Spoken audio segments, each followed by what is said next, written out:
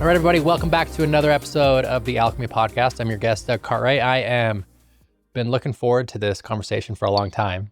I've got my dear coach, friend, mentor, all the above. It's been quite the journey. Mr. Ben Ohai, welcome to the podcast. Thank you, Derek. Yeah. Appreciate it. Yeah, so I'm excited to dive in because you're just a wealth full of wisdom. We've had some really cool conversations over the years. But I was driving here and I was thinking about you, and I had the first memory I have of you popped into my head.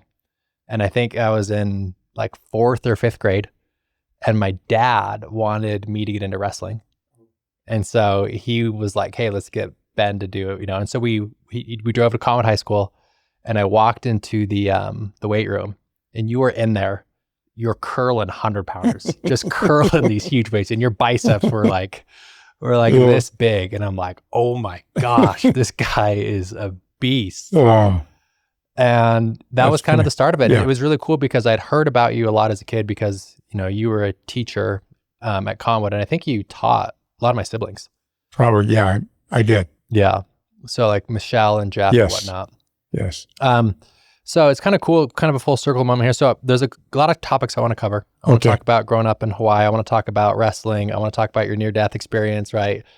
You got it. So many crazy things. But what I'm curious to know about as a friend is like, what was it like growing up on the islands? Because you grew up in Hawaii, right? I was born on the island of Kauai.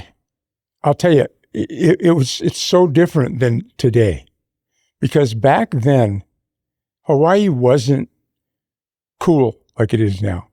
Surfing, the Beach Boys, that didn't exist. Okay, we might as well have been Guam. And when I was born, Hawaii wasn't a state. And so we were a territory. And I tell people that my dad was one generation from a grass shack. That's how primitive. And so I grew up in a very primitive society. I mean, it was real Hawaiian. And I think about this. The one part I regret being as Hawaiian as I am is my color. I want to be darker. Gotta be dark. Yeah, you would pass more as a local than I would. Yeah. And it bugs me because, the Hawaiians, I go back to my hometown and they think I'm a haole. They think I'm a white. So are both of your parents Polynesian? My dad was almost pure and my mom wasn't. She's from Colorado. Got it. But you would think, I would have got a little more. Although when I lived there, just maybe because of being outside, I was 3 shades darker than I am. Yeah. So growing up on the island, seemed a little rugged. You eventually, and we'll get into, you went to BYU and arguably probably one of the best wrestlers in BYU athletic history. Where did kind of that rugged passion for wrestling come in? So I think a lot of stuff, that we do, there's some kind of motivating factor. So I had 3 sisters and no brothers. Okay. And I'm in this household where I'm trying to find some kind of identity. My dad was gone all the time. He was working all the time. And I had a great relationship with my sisters, but I kind of wanted to be, my own person. So I had a great high school coach. He was a football coach, a wrestling coach. And I remember going to him and asking him, what would be the best sport for me to make me stronger, make me more, just the toughest thing I could do. And he goes, you got to go out for wrestling. And that's kind of how I started. But I actually envisioned myself as a football player. And we were on a great team. We were undefeated. We were, one of the best teams in California. But as fate would have it, I was a better wrestler than a football player. So when did you make the move from Hawaii to California? I was about maybe 8 years old. Yeah. And Hawaii was, it was a beautiful place to grow up because at the time on Kauai, I don't even know if they had a 7-Eleven there, Because Kauai is kind of the island where it's like slower, Very more slow, yeah. tropical, right? Yeah. And go back 70 years Right. and it's, It was barren. barren. And, but it was a lot of fun. We're at the beach all the time. And so coming to California was very foreign. It's a culture shock. Culture shock. I dressed different.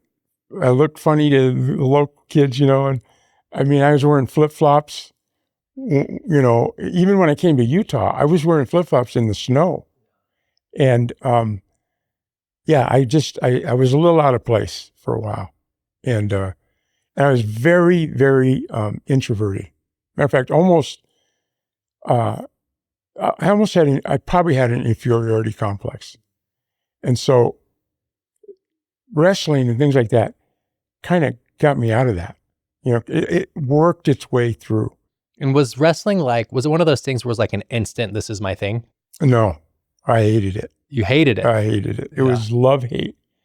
Kind of like what you said about the cold plunge. Yeah. You do it, but you hate it. You hate it. I hated wrestling, but I loved football, and my football coach was a wrestling coach. So he had this standard rule. If you don't go out for wrestling, you're not playing football. Mm. So I fought it, and I fought it. I tried to quit 2 or 3 times. And then somewhere in all that, it clicked. I started winning. The practices didn't seem as hard. I got into a flow where the whole thing seemed easier to me. And then I started to embrace it. And I love that because in my experience too, I don't know if you knew this, but when I was in 9th grade, because you coached at Common when I was there, I quit in 9th grade football. And my dad came to me one day and he's like, hey, we're going to dinner. And I'm like, okay. So we go to this Chinese restaurant, Ocean City. I remember it by Cottonwood Mall. And he says, hey, if you play high school football, I'll buy you Utah Jazz season tickets. Oh, wow. And at the time I was like, Utah Jazz super fan. Yeah. So I'm like, fine, I guess I'll do it. And then decided to play football and then had an amazing career. And I look back and I'm like, wow, I totally won that deal. Right? Like I got the amazing experience of football and I got the season tickets. Thank goodness for your dad. Yeah. Thank goodness for my dad. And, there's something about it. It's like, we talk about doing hard things. And, before we kind of turned the cameras on, we were talking about how I had that post about the cold plunge. And the reason I do my cold plunge is, it wakes me up, which is nice. Yeah. But there's never a morning where I'm like, oh, I can't wait to do this. I know. And I hate it every time. Yeah. And, there's got to be so much similarities of that within you and your wrestling career. It is. You talk to any wrestler, I don't care how successful, there is a love-hate relationship to it. It's not like going and shooting baskets. There's not a fun element in it until you get to a certain level. But there is a love-hate. In the end, you love it more than you hate it because you know what it did for you. But it's like that. I do the same thing. I do a cold plunge and I'm at the end of a nice warm shower and I go, oh, here we go. Here we go. But I understand the philosophy behind it. Yeah. So when did you realize, this is a question I like to ask people who are world-class what they do. Again, we'll talk about your BYU career and how incredible you were, but was there a moment in high school when you were like, oh, I'm actually pretty good? Okay. Like I'm really good. What was the moment when you realized you had a future and that you were actually world-class? That's a good point. World-class. I looked at myself kind of like a journeyman, like a Rocky story, because I didn't start like a lot of kids, they'll start when they're 5 years old. I didn't even know what it was until I was like 16. So I was way behind the curve and I wasn't very good. And then I remember I wrestled JV for a long time, and then I got a little bit better, but they have a tournament in California called the 5 County. Well, it's the biggest tournament, one of them in the nation. Okay. So this is my junior year. And I think I'm okay, but I know there's a lot of better guys out there. But my junior year, we go to the 5 Counties tournament, and my record at the time was 18-0 with 18 pins, 18 falls. I'm seeded 4th. That's how good the tournament was. I'm the 4th seed and I'm undefeated with all pins. Okay. The 3 guys in front of me, 2 were from Bakersfield and I think 1 was from Fresno. But the tournament was in Southern California.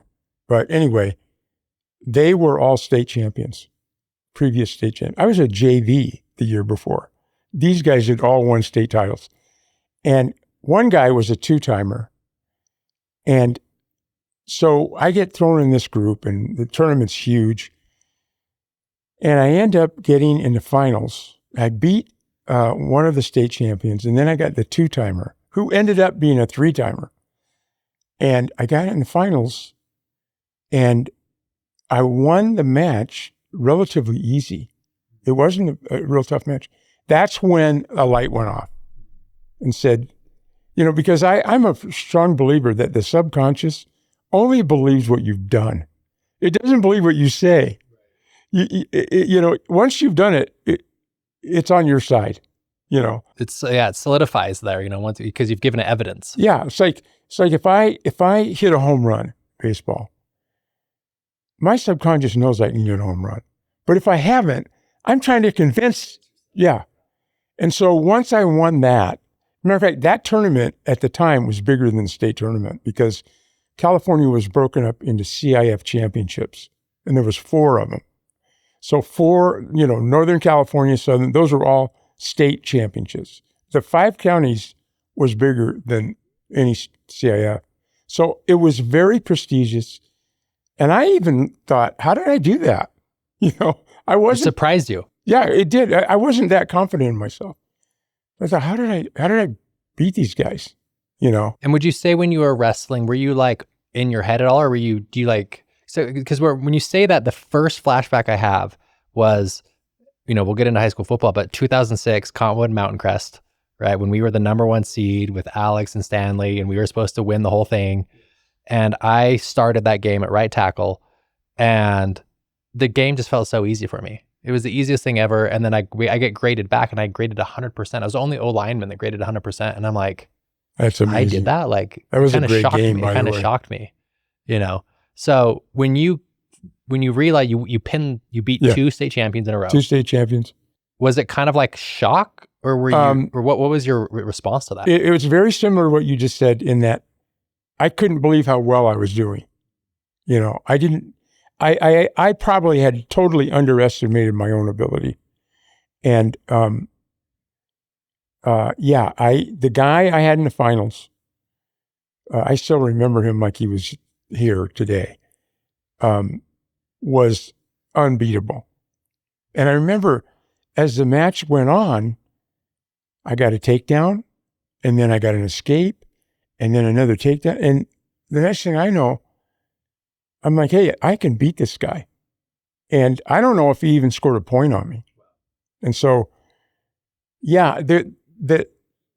it's almost like osmosis. You don't really will it. It just kind of happens, But that was a big turning point for me, especially when I viewed myself as not like a purebred, not like a guy that started at 6 years old. Like a true wrestler. Yeah. So did that change the way you engage? Because that was your junior year? Yeah. Did that change the way you showed up, like Yes. mentally, physically? Like what were the shifts after The confidence was so much, I always had this in my head. Well, if I can beat that guy, I can beat this guy. It was kind of like that confirmation. And so I say this, I became a way better wrestler after that, but I never changed anything. Skill set probably didn't change much. No, practice didn't change it. And yet here I was beating guys easier, and I was very confident just from that, there's an old saying, if you want to be a great gunfighter, you got to kill a great gunfighter. It's kind of like that, Yeah, it just changes. I mean, it's just so much goes into just the way your subconscious belief. It's huge. Completely changed the way you interact with life. It's huge. Yeah. So I'm assuming you have a great senior year. So what drew you to BYU? Was that always a dream? Okay. Were you always like, I'm going to go to BYU, be a top guy, or were you heavily recruited? BYU was, was always in the back of my mind, right? You know, it was always there. I got recruited by everybody. Yeah. Oklahoma State, Iowa, everybody. And Iowa's like they were the mecca, right? Dan Gable, all those guys. And I got recruited by everybody. And then somewhere in there, somebody got a hold of the BYU coach. I don't think they even knew who I was, even though I was being recruited all over the country. And they said, hey, we got this kid down here you got to take a look at. Probably a local bishop or something down there. And so they started to, correspond. So were they coming to some of your matches your senior year? Yeah, they came. And as a matter of fact, I didn't go to BYU. I went to a JC for 2 years, and then I went to BYU. But the beauty of this junior college, back then in California, my JC was bigger than Utah State. Wow. That's how big they are. And I won the California JC championship. But I had the greatest coach of all time. I find this interesting because here is the JC coach. He's better than any D1 coach I ever had. He was that good. So for me, it was the best. I learned more there than anywhere. And so by the end of that. Yeah, I want to toss on there real quick because one thing that's evident, I've had a lot of guests in here, and almost every time someone who's had exceptional success, they always talk about there's this one coach in my adolescence, between 12 and 22, that kind of changed the game for him. Would you say that's so true? Was this coach him? His name was Hal Simone. Yeah. What were some of the lessons you learned from Hal? He was. I'll tell you, it was all psychology. He's like 130 pounds, just a small little guy, and I used to call him Yoda because you remind me of that. Gotta have a Yoda in your life. Yeah, I used to call him Yoda, and I'll tell you how dynamic this guy was. He had an office at the college, and you'd walk in, and there'd be chairs like this.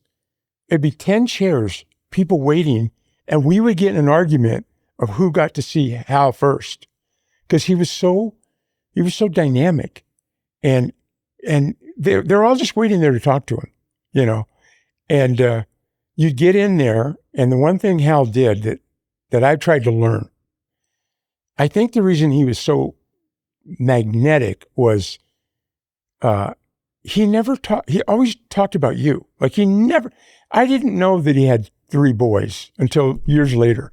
I didn't know where he lived. None of that. It was all about you. And I thought, people like to hear about themselves, and, but he was so good. And the other thing, when we'd go to practice, he was so into detail. Like everything was so detailed that if he taught you a move, you knew every part of that thing. And what he would do, we'd repetition, until you got to a point where, and I think this was the whole reason for this, you took thinking out of it. Like you did it so much that you didn't just think. Responding to the flow. It's like playing golf and you're thinking about every step of the golf swing. Yeah. Your best match is when you just go up there and hit the ball. You're not thinking, He took the thinking out of it, and I have not met a guy yet that's gone to that school that wrestled for him, that if you just mention his name, they're like, that's the greatest guy ever. Yeah, it seems like very similar to John Wooden. I remember reading a book about John Wooden. He said the first day of, he won 20 national championships at UCLA or whatever. And say practice number 1 is he would walk you through how to put your shoes on correctly. Seriously, this is how you smooth your socks, and this is how you tie your shoes, because it's like if you have a little ripple in your socks, you're going to get a blister, and now you can't play. Right? And you got to tie your shoes this tight, not too tight, That's how. I'll tell you a funny story. So we went to his 90th birthday party about 2 years ago. It was in Vegas. So everybody's there, man. I mean, all these wrestlers from everywhere. A lot of them were D1 great wrestlers, but they all went to Cerritos, this junior college. So I was in the finals of the state tournament, and if I win, our team wins. It's not just for me, it's for the whole team. Whole team's on your back. If the other guy wins, he's from Fresno, Their team wins. Okay. So Hal says to me, hey, Ben, of all the guys I've ever had, all the guys at Cerritos that I've ever had, you're the guy I would pick for this moment. Wow. Because we had never won a state championship as a team. Because you're the guy I would pick. And I'm like, wow, that's just incredible. I mean, how did that change your confidence going in? Oh, it was, and I knew how many good guys were at that school. I mean, there were some great wrestlers. So anybody, okay? And I went on and I won the match. So our heavyweight, who went to Michigan State, was a D1 All-American. He comes up to me and goes, hey, Ben, when I was in state, Hal told me the same story. What an incredible tool right there. Yeah. And I thought, that's perfect. That's him. Yep. He goes, yeah, he told me you're the one guy I would pick of anybody. And I thought, that's Hal. He made you feel like you were his favorite person among 50 guys. I mean, it's just core principles in leadership, right? One of my favorite principles in leadership is the best leaders believe in you more than you believe in yourself. Yeah, there's no doubt. That's what it seems like Hal was. That's what Hal did. And he had a knack. I've never seen a coach do this.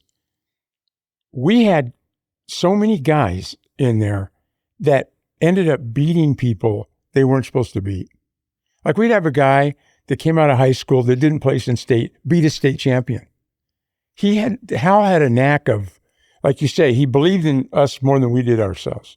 So yeah, he was incredible mentor.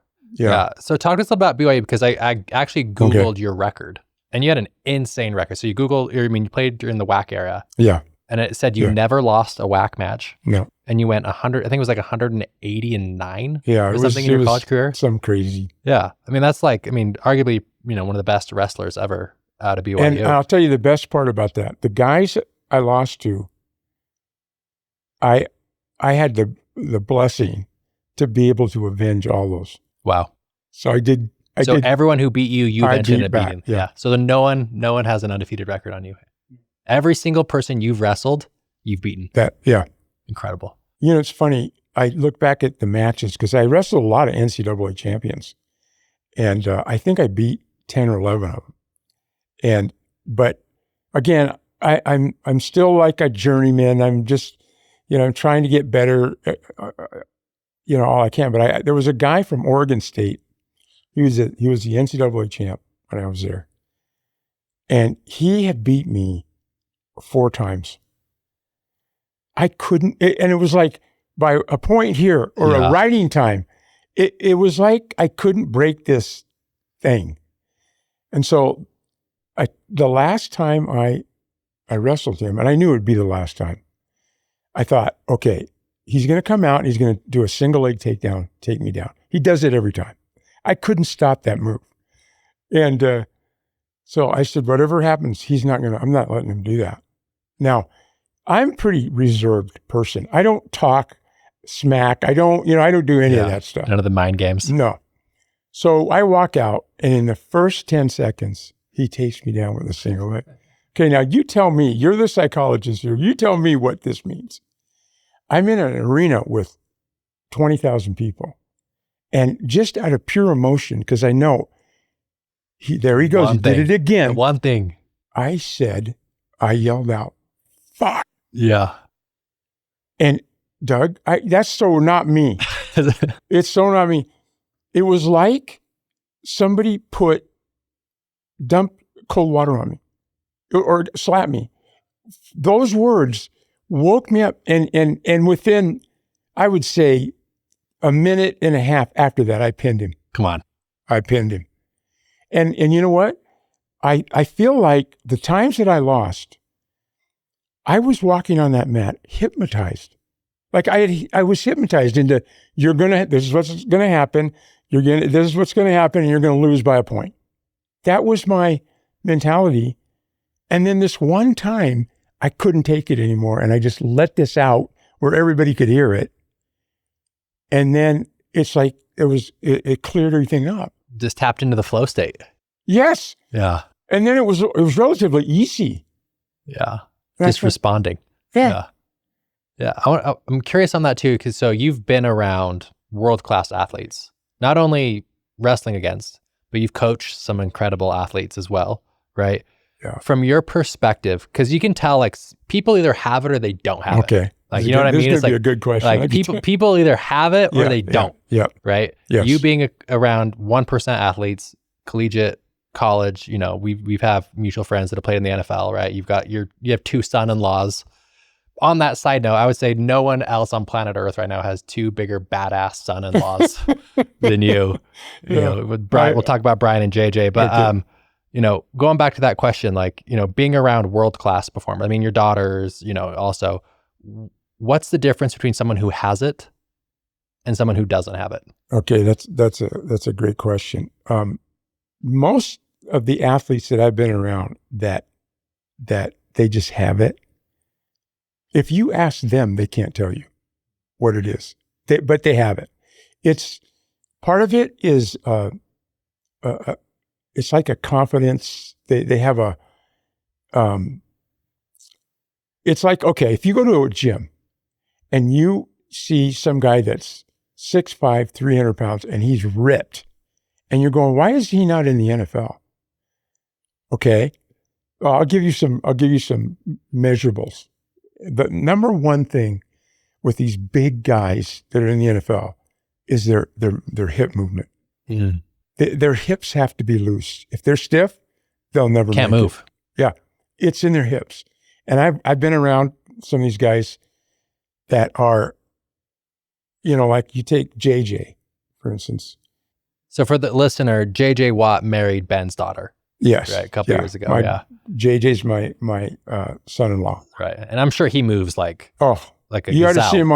see him on skates. Yeah. Like ice skates. But here's the thing. These guys aren't just big, like they're not weightlifting big. Their frame is, JJ looks like Bigfoot. What's JJ's measurements? He's probably 6'5", 6'6", at playing weight about 300. It's a beast. But here's the thing. This is the connection. They are that big, but their fast twitch muscle. Like their reaction. They're like a 100-pound person. Yeah. I saw, you know, I've seen some things that they've done. Their fast twitch it's against the laws of physics that they would be that size and could do what they can do. You know, we had this little dog one time and it was getting away. It was a little chihuahua, as fast, just like a rabbit. And Brian Cushing, my other son-in-law, he's at the end of the street there. It's gone. And I look over, he's 6'4" and 260 at the time. And the next thing you know, he's got the rabbit or the dog in his hand. And how did you do that? He just, boom. And I thought, if you're a quarterback and this guy's running after you, you're done. It's not like normal human reaction. But back to your point about what it is, I think that the best way to describe it is it is an intangible. I wish I could put, you know, say what that is, but it's such an intangible. It's like this mental. It's almost like they can go somewhere mentally that other people like don't have access to. That's right. It's like a normal human being doesn't have their consciousness can't access a different plane. I totally agree. And it's just because like you look at it like, okay, who has it? Kobe had it, Jordan has it, you know, JJ has it, you know. And maybe because it's intangible is why it is what it is. If we could nail it down, maybe it's not that special. You know what I mean? But I've seen it and you know it. Yeah, you know, you can see it when you have it, and you can also see when someone doesn't have it. Yeah, they're trying too hard. Yep. So I'm curious, for one, that's like the elite 1%. How can someone get there? Like you've coached a lot of athletes. You've been there. Like, okay. How can you compensate for not having it? Here's what I would do, and I did this actually with my daughters. They both won NCAA championships. Matter of fact, they're the only 2 girls to win an NCAA title at different schools. So North Carolina and USC. USC. Yeah, Megan was at USC. And Kaylee was in North Carolina. Kaylee's in North Carolina, yeah. And Kaylee was the NCAA MVP. Okay. And I'll tell you what I don't know if this was the whole thing, but if you have kids, the worst thing you can do, let's put it this way, the best thing you can do is it's all baby steps. Baby steps. Slow it down. In other words, like with my kids, when they first started, we thought, well, maybe you could get on a club team. We'll work on maybe getting on a club team because you have to be a little bit better.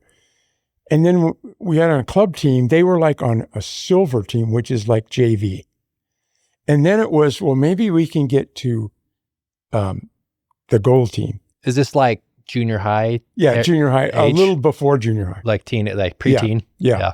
And then the next step was, okay, maybe we can get into maybe you can play some high school. And we went from there. You know, Kaylee was All-State 4 years in a row. She was All-State in the 8th grade. But it never was meant to be that way. It was just, I hear parents tell their 10-year-old son, you're going to be pitching for the Dodgers. And I'm going, gap's so big. Yeah, and you're putting so much pressure on the kid. And we just went one little thing. And then it was, maybe you could get a scholarship. And it was that way all the way through. And some people have come up to me and they do the jump. They jump the shark, man. It's like, how did they get to be NCAA champs? Or how did this happen? Kalia played pro soccer. How did she? Well, it's go backwards. Just one little thing at a time. Yeah. And until it got to there. It reminds me of that quote from Tony Robbins, where it says, we grossly overestimate what we can accomplish in 1 year, and we grossly underestimate what we can accomplish in 10. That's great. That is great. And just kind of chipping away at it. Yeah, I mean, you have to, I have a thing I call the push-up. It's my theory about everything. And I, in my life, I really take pride in looking at a situation and turning it into a metaphor. In other words, I can take wrestling and I can literally connect it to everything in life, everything, just by wrestling practice and wrestling events. Well, that's kind of the push-up thing I do is, okay, let's say I want to do 10 push-ups. I want to do 100 push-ups all total, but I can only do 10. So a guy, somebody comes to me and says, Coach, I want to do 100 push-ups. Okay, we start at 10. We do 10 push-ups for a week. Then you go to 12. Then you go, I guarantee you in a year, I don't care how long it takes, you're going to do 100. But you can't do it any other way.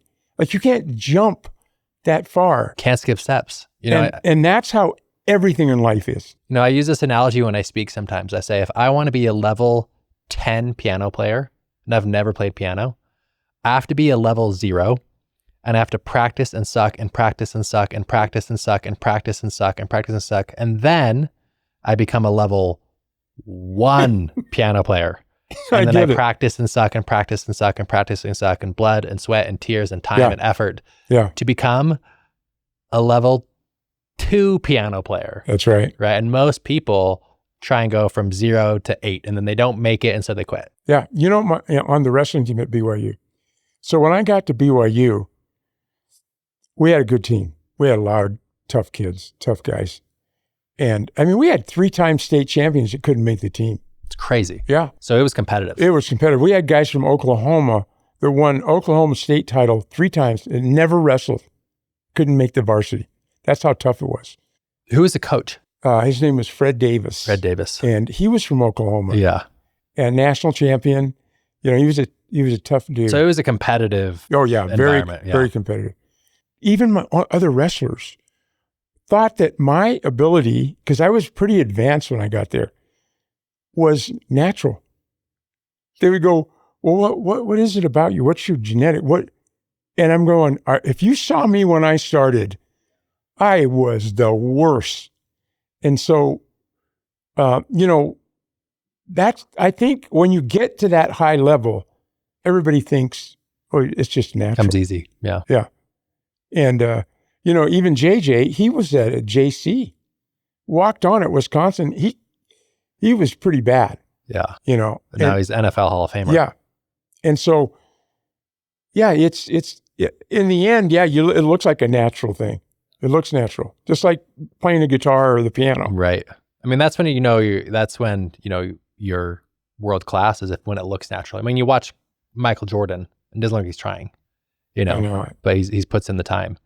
I want to transition because I want to hear your story. Okay. I mean, it's the main reason why we're here. Okay. Because this is how we reconnected, correct? Because, I went through high school, you coached me, and, we had great athletes and had that whole Cottonwood football thing. We were part of the glory days. I love those days. Those are some of the best days, man. It's sad to see where that school's at now. Yeah. Hopefully they can make a rebound. I saw they just hired a new football coach, so hopefully that'll work out for them. But, part of these glory days and all these incredible athletes coming through, got a coach, you coached me, Berkman coached me, Kathy's still in touch with Josh. We had Stanley and a bunch of great players.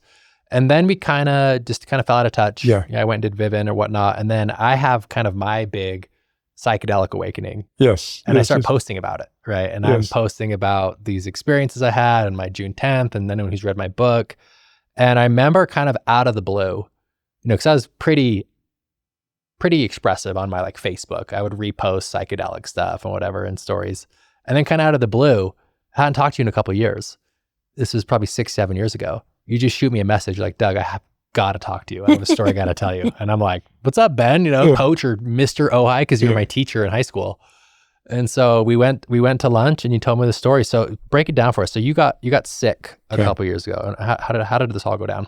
As I've looked at this whole thing, I almost think it was kind of a meant to be thing. And I'll tell you why. I'm at dinner with a friend of mine, and I hadn't been feeling very good. Just no energy, and I remember a couple times I would take a shower, get out, dry off, sit down on my bed and wake up 4 hours later.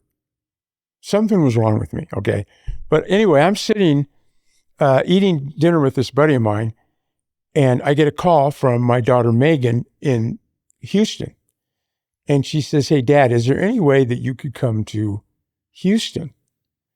Because I've got this, Kalia, my other daughter, was having an operation. And she said, I want to be there when they have the operation. I said, yeah, when do you want me? And she said, can you be there in 2 hours to the airport? I was, what? And she says, I've got your ticket. It's all set if you can get there in 2 hours. So I left, told my buddy, hey, take care of my house, whatever. Yeah. I'm gone. I get there. The minute I get there, I can't hardly walk. I'm nauseated. I'm sick as a dog. So almost just simultaneously, I get there, I'm in the hospital. So you land in Houston, straight to the hospital? Hospital. I'm sick I can't. Is it like flu-like symptoms? It was very nauseated, like kind of flu-like, but it was like the stomach flu. And we went to emergency first. They couldn't figure it out. So we went to the hospital. Okay.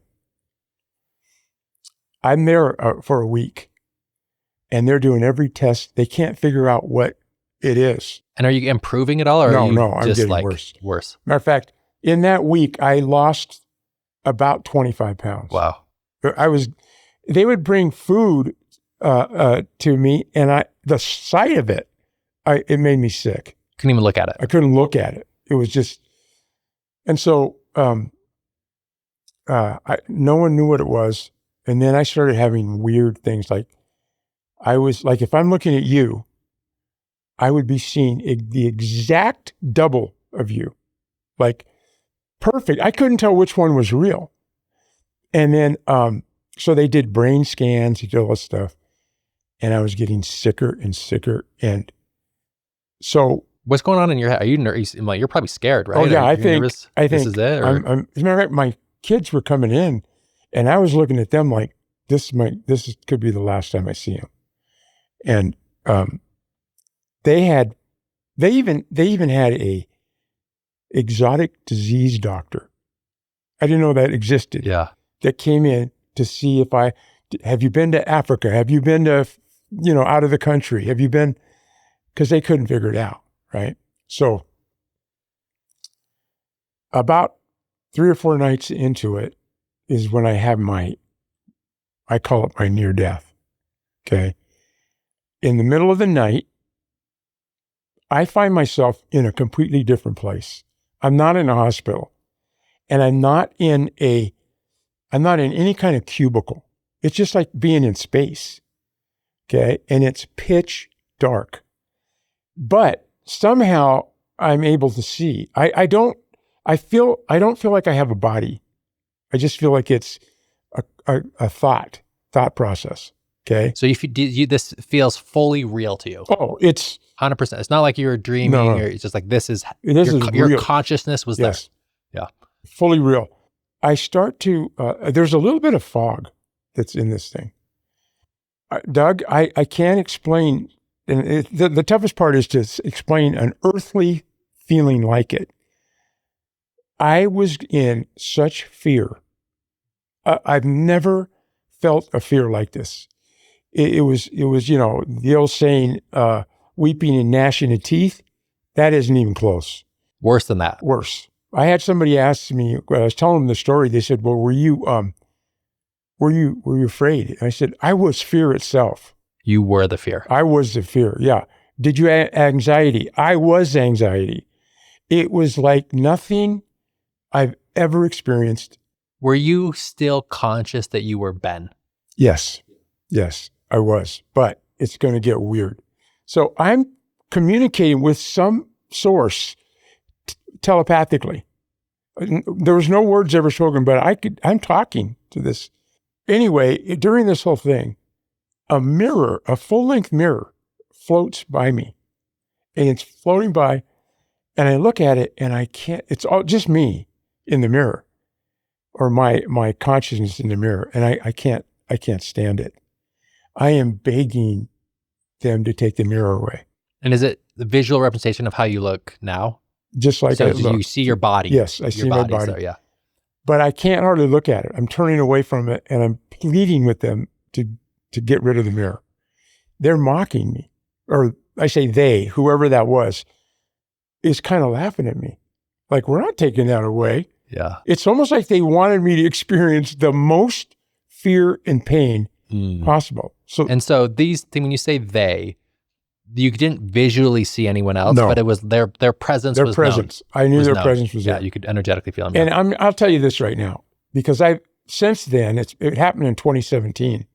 Since then, I've had a whole different look at it. But if there is a hell, there can't be worse than that. Yeah, that was it. That's hell. And also there was no sense of God there. Like no light, no nothing. Yeah. No. And so, like I say, if there is a hell, I can't imagine anything worse than that. Yeah. And so, also in your mind, you are convinced that this is forever. Yeah. It's not just for a few minutes. It's forever. You're going to suffer like that. That's got to be the worst part about it. Yes. Right. Is no escape. There's no escape. I use the analogy, if you fell down a well, 300 feet, a football field length of a well, you got to the bottom and you knew you could never come out, and you're alive, everything's fine, and you're looking up at this thing you can't climb out of for eternity. And you can't talk to anybody. You can't.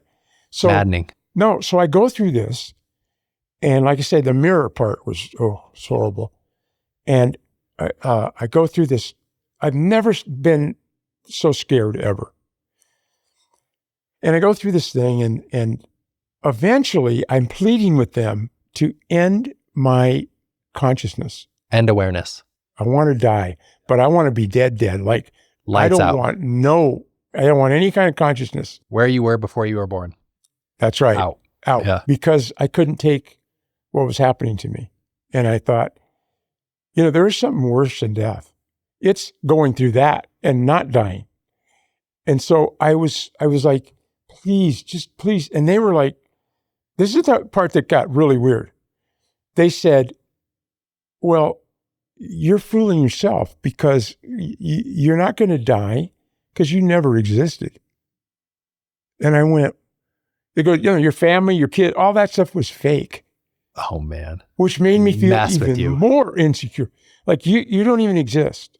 Okay. Wow. So I go through this thing, and the thing about it is you can be in that thing for 1 minute and it seems like an eternity. There's no time there. And so I pass out. I just literally pass out. I wake up the next day. The room's all lit. It's all light. Oh God, it feels In the hospital room. in the hospital. I feel like, and I start talking to the nurses and stuff and the doctor, and I'm trying to tell them where I was at. I go, God wasn't even there. No, it was so horrible. And they're kind of looking at me like, oh, these guys hallucinating. Okay. Which I thought, even if I was hallucinating, it affected me. Totally. Yeah. So anyway, I'm telling the story about, they finally, my symptoms all went away. Gone. I had a fever, gone. And so they told me, they said, look, you're good. We don't know what you had. We don't know what's going on, but your fever's broke. So we can't keep you here any longer. I went home. I had to be in a wheelchair. I couldn't walk. When I got home, I had so much PTSD. I couldn't sleep with the lights on. I mean, with the lights off. Everything had to be on all night. The next morning, I would walk outside, and the minute the sun came up, I stood there staring at it. I was so afraid of the dark that it was horrible. Okay. So I'm telling my sister who lives in Hawaii this story. I go, you can't believe what I just witnessed. I didn't think it could exist. And so somewhere in that story, something hits me. And what it is, Ben, you can't be the only person that's had this. I get on the internet.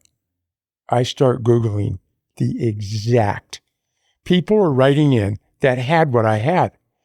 And they even mentioned the mirror going by. And I'm like, okay, if I made this up, or if it's did all these other people hallucinate it? And so they described and one guy said he was in a skateboard accident, hit his head, and he said, take fear, the worst fear you ever had in your life, multiply it by 4 billion times. Yeah. And that's what you're going through. So, no, it was, and they asked him, this is a young kid. They asked him if he was afraid to die. He said, yeah, because I'm afraid of going back. Going back there, yeah. Yeah. Said, I got PTSD. And anyway, the double vision went away. Everything went back. And then I'm home like maybe a week, and I get a call. In Houston or back here in Salt Lake. Yeah. I get a call, and they go, hey, we know what you had. And believe it or not, I don't know if Houston called the Department of Health here, but it was from here. The Department of Health said, you had West Nile. Because that was West Nile virus. We took a test, and that's what you got. Wow. So, okay, now, fast forward. I'm living with this for years. Like, I'm like, I don't know what happened to me, but I was a little resentful because every near-death I ever heard of, man, lights and God and love and connection and peace. I was kind of angry. I was like, yeah, what did I do wrong? Yeah. So what do you make of that? Okay. Since that happened, I've become an expert. I've seen 1,000 near-death stories. I got books. I've read up on everything. And here's the weird part. I think it's meant for individuals. In other words, there's serial killers that go to heaven and see Christ, and see the atheists light. And you know what I mean? And then there's someone that, a pastor or a priest goes the other way. And it's like, there's no connection to how good or bad you are. So what changed me, the way I looked at this whole thing, because I was convinced that's hell. Yeah. I'm going to hell. That's where. What changed me was I started reading Carl Jung. Mm-hmm. And he described everything I went through. And I went, how could you know that? The mirror, he describes it, seeing the mirror. He has a thing called the shadow. Shadow self. Exactly. And what he's describing is what I saw, according to him, was all those insecurities, all those The shame. matches I lost, Yep. everything shame. In your life you don't want to look at, you push away. I literally saw it. Where some people, they don't get that opportunity, but I saw it. And that's what's so scary. And he said, that false ego has got to die. And, you know, during that time I was there, I felt part of my ego go. But this is what's weird. Even though it's all in spirit, it's very physical. Like when you feel something there, it's in your cells. Okay. I felt like a blanket was on me. And somebody pulled the blanket off. That was my ego. It was a physical thing. It wasn't just mental. I felt like something had pulled this blanket. Which, physically lighter after this experience. Yes. Yeah. And you know, you're never totally cured because you come back to earthly world. You're back as human again. But according to Jung, I was looking at, you know, I have a thing, another little theory of mine. You know what the Stockholm Syndrome is? Remind me. Okay. It's when in World War II, the captors fell in love with the prisoners fell in love with their captors. And they literally became attached to the people that were torturing them. And they call that the Stockholm Syndrome. And I believe that happened because the unknown is way scarier than the known. And okay, he's my captor, but at least he's there. If I'm free, I don't know what they're going to do to me. You know, it's so the unknown. It's very Ram Dass. You know, Ram Dass says when you go through your spiritual awakening, your first experience is terror and fear because you lose your hold on yourself. That was me. Of who you think you are, right? And that version has to die so you can return back to the spiritual self. And that process of elimination and death of the ego, I believe terrifying. Doug, I believe that's what happened to me. Yeah. I was terrified, and that ego was fighting for its own life. Yeah. And I was terrified to lose it. Yeah. And to let go and be in the unknown is, you know, it's kind of creepy. Yeah. And how does that, I mean, it's one of those things that it's a defining moment in your life, right? It's like, you never go back, right? Once you have that experience, you can't undo it. You know, mine was different, but I can relate to having that experience. So I'm curious for you, how did your life change? Okay, I'm going to tell you after that experience. I'll tell you one that's so major, and it's almost to me an oxymoron. In that, when you lose your ego, this isn't. I got to work on this one, but when you lose your ego, you become way more courageous. I thought the opposite, that you had to have that ego. It's not. I'm not afraid of someone, you know, disapproving of me. I'm not afraid if I say something stupid. I'm not afraid if I make a mistake as much as I used to be. It's like you're much more, you're just more courageous automatically. Yeah, because that ego is not trying to protect itself, right? You're willing, embarrassment and frustration and failure just aren't an issue as much as they used to be. So that allows you to navigate life with more confidence and take bigger risks. Doug, in 2017, if you said, hey, Ben, come on into the studio, I want to talk to you, I would have turned it down. I wouldn't have had the courage to be here right now talking to you. You know, and you know what's funny?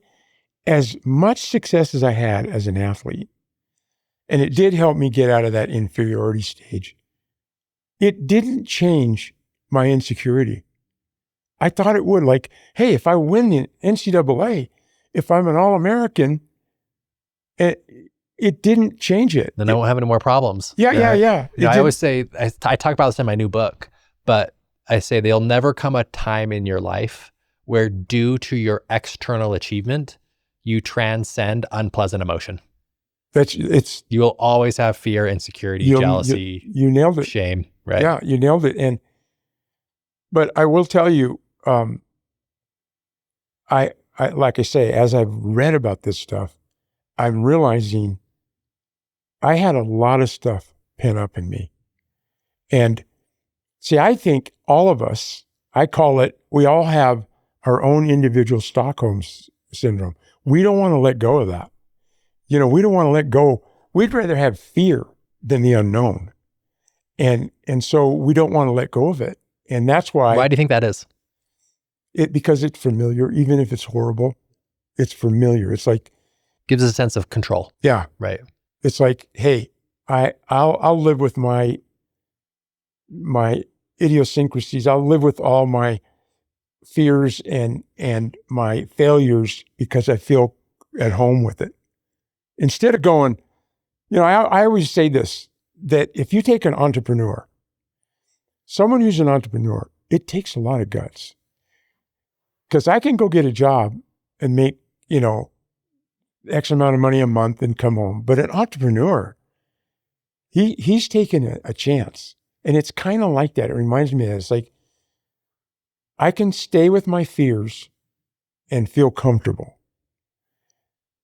If I let go of those, where am I at?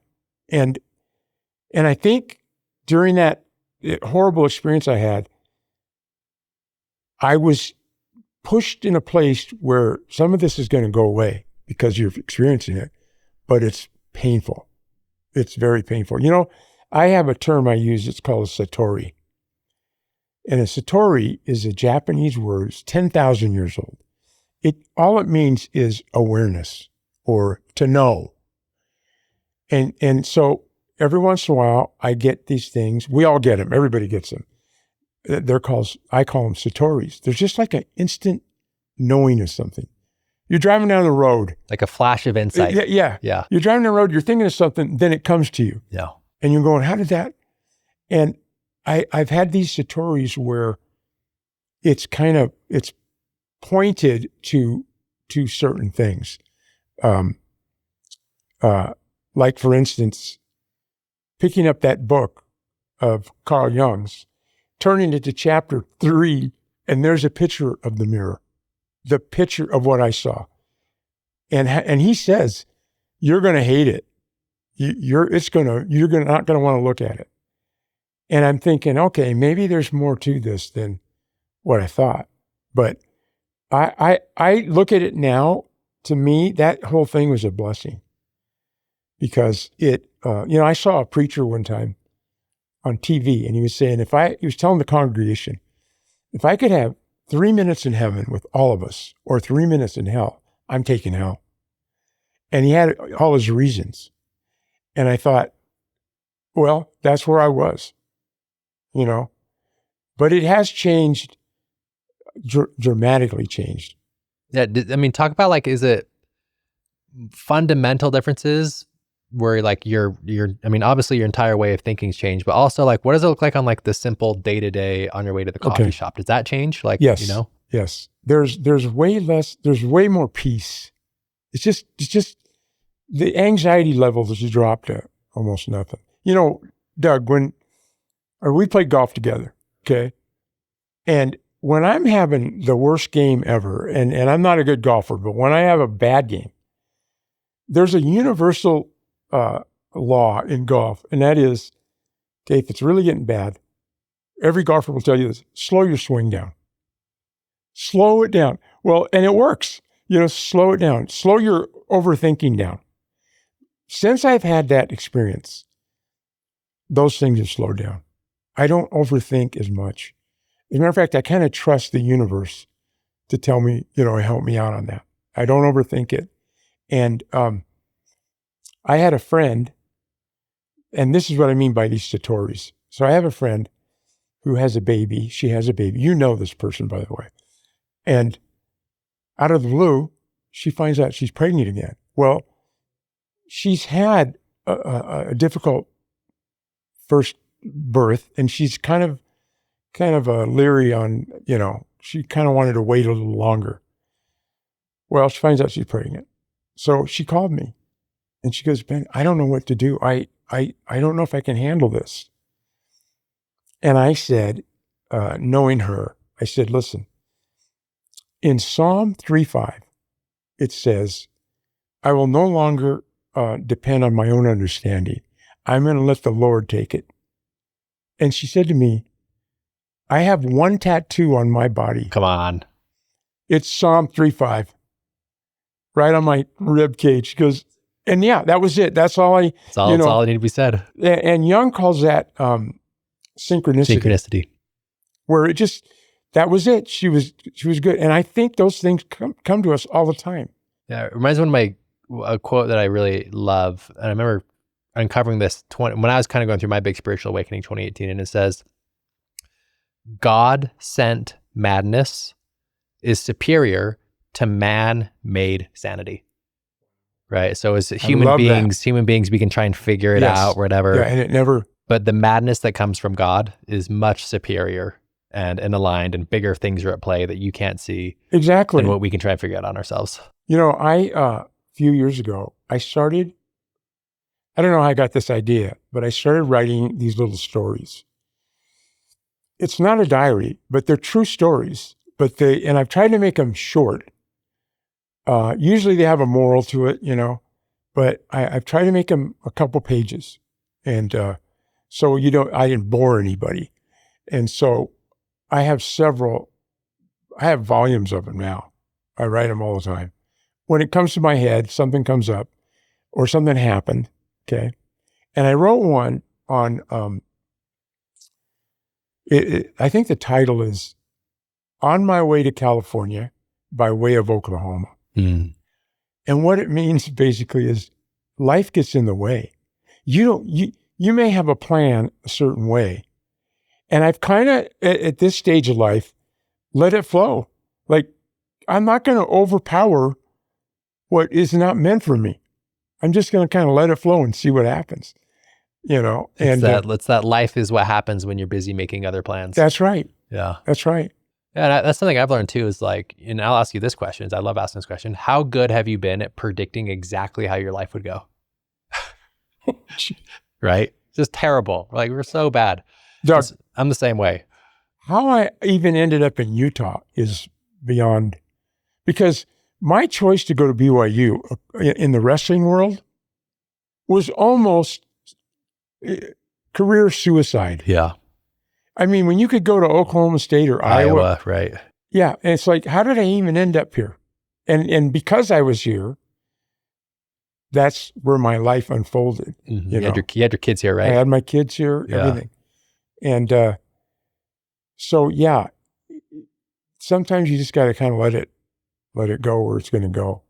Yeah. And with that being said, you're in your 70s now. You're kind of turning the corner on the last quarter. I'm in the fourth quarter. You're in the fourth quarter Hail of Mary. life. Yeah. Yeah. What does the fourth quarter look like for you now, Ben? You're obviously a great first quarter, second quarter. Every kind of one has its own thing, and once being a world-class athlete who's curling 100-pound dumbbells, Now I can't even look at them. Yeah. But I'll tell you what it is. And I've thought this many times. In a way, it's very sweet in that when you're in your 70s, there isn't a day, like you don't look at the sunrise and not look at it. Like you don't just drive by. Yeah, I stop. You stop, you look, you smell, you Savor. breathe. Yeah. If I wish I could have done that at 20, and you savor everything more because it's getting temporary. The other day I was in Houston and my 4-year-old grandson was working out with his 2 older brothers and they were on the track running. And I'm sitting there and I'm watching them. And here's this little 4-year-old kid and he's trying to keep up with them. And I thought, this doesn't get any better. This right here. This is it. This doesn't get any better. And yet at a younger age, I might have been down there, looking at my cell phone or whatever. But at this stage, you savor everything you savor. And I believe what's kept me going halfway decently is that I still have a lot of wonder, like a kid. Like I'll see something and have wonder, like, wow, how does that, every night I go outside before I go to bed.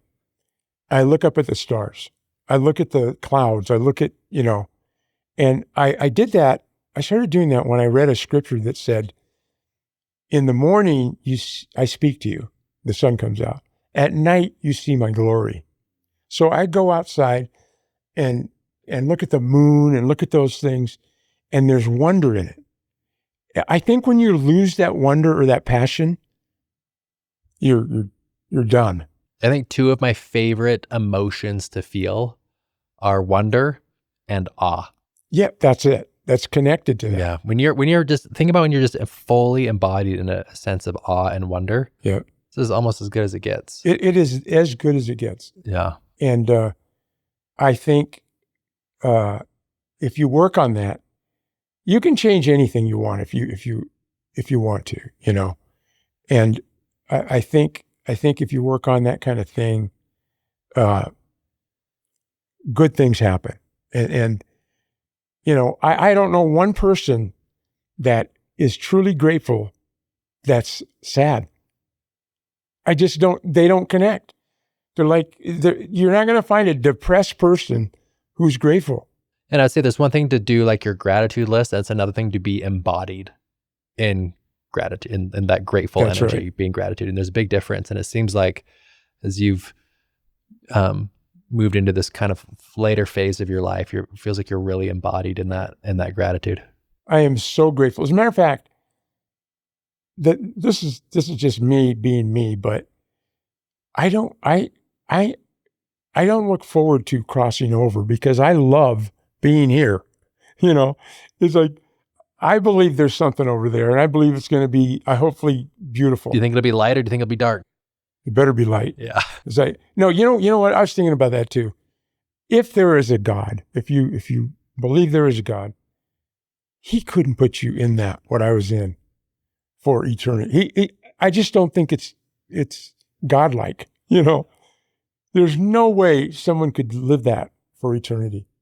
And you hear all these scary stories, and I think I can't. Well, I think you nailed it when you said it's such a gift, because I think it really has made a massive impact on the quality of your life. It's changed me so much. And like I say, if my daughter wouldn't have called me and had me get in on the plane too, I know I would have died here. Synchronicity. Yes. And its finest right there. Because I'm the type of guy that won't go to the doctor until I could be on, and Doug, this is another thing. Along with that synchronicity, I have a thing I call a second witness.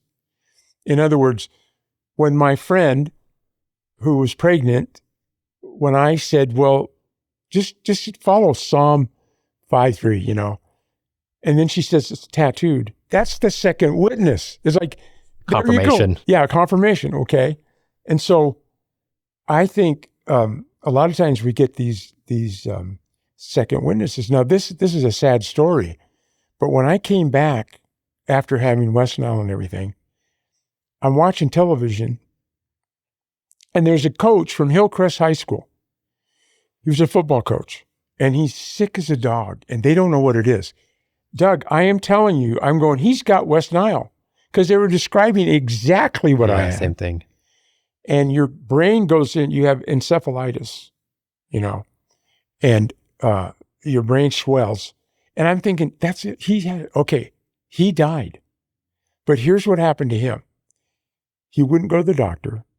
His wife found him on the floor. And by then, you're so dehydrated that you can't recover. I would have done the same thing, because ego. I'm gonna sit in this bed until I get better. Yeah. Thank goodness, she said 2 hours, be at the airport. Or I wouldn't have made it. You wouldn't be sitting here. No, I wouldn't. Well, Ben, I appreciate you coming on, man. You've been a friend and a mentor, and I've really appreciated our friendship, especially the last decade.